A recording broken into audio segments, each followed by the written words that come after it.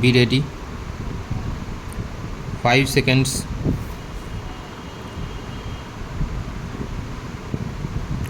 Start. I am thankful to all the honorable members who have participated in the debate. Some honorable members expressed certain reservations about some of the provisions of the bill, but all the same, it has been a brief but very interesting debate. My friend expressed certain views. I thought that his party had become wiser because of some developments in the country and because of the way the problems of land and agriculture in this country were getting solved. And my understanding was that party broadly agrees with the national guidelines on the sealing laws. Once I had some talk with his leader and I was told that the party broadly agrees with the land reforms legislation and guidelines. But opposite views I have heard just now from my honorable friend. Sir, these broad guidelines and the national sealing laws have been broadly accepted in this country as part of the land reforms, and there has been, by and large, a part of the land reforms, and there has been, by and large, a general consensus irrespective of party platforms. But while my friend spoke about the bill, though he did not positively say that he is opposed to the provisions, he expressed certain views. For instance, he thought there are certain contradictions involved in the government policies as far as land sealing laws are concerned. He asked, how is it that, on the one hand, the government is promoting mechanization, and on the other, the government wants to have farms of 8 hectares? Now, I would like to tell my friend that as far as India is concerned, first of all, this is not a country where we can afford to have big farms. The days of big farms, absentee landlordism, and very large holdings have gone.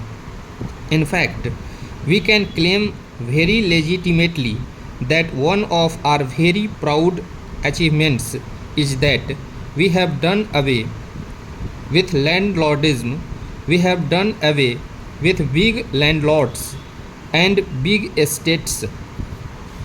We want this country to be a country of small farmers, but there were certain persons, certain individuals, certain categories of persons who had in their possession very large holdings. I do not think they can have it now, but naturally, whatever may be the problems of agriculture in this country, we have tried to find solutions in its own background. We cannot follow the pattern of either the Soviet Union or America. If international experience has any lesson to teach us, it is that even small farms can be productive farms, can be paying farms. For instance, take the case of Japan.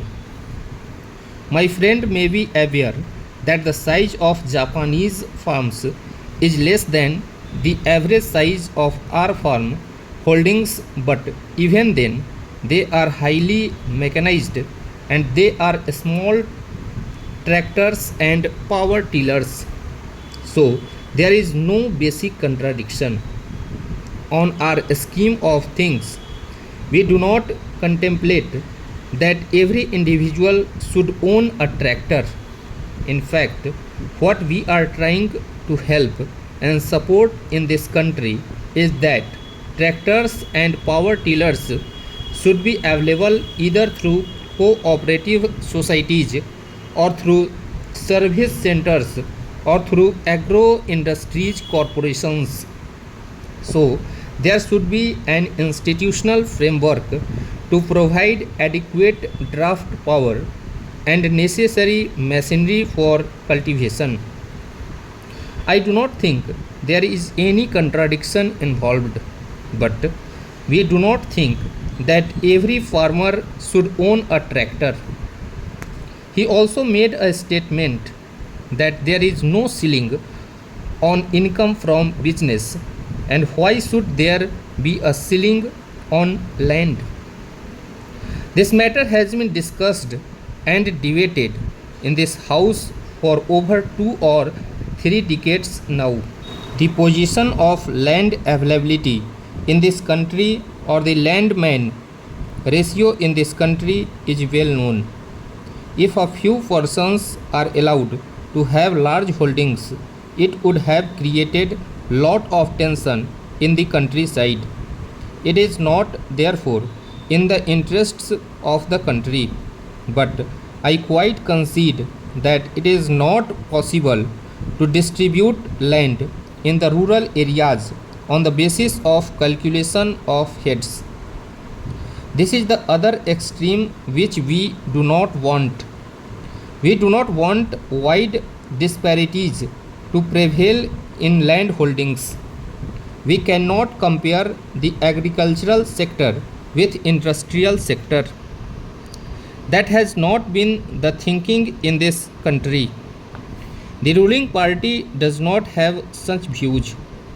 He made one point with which I broadly agree. He said that while allotting land, there should be some minimum.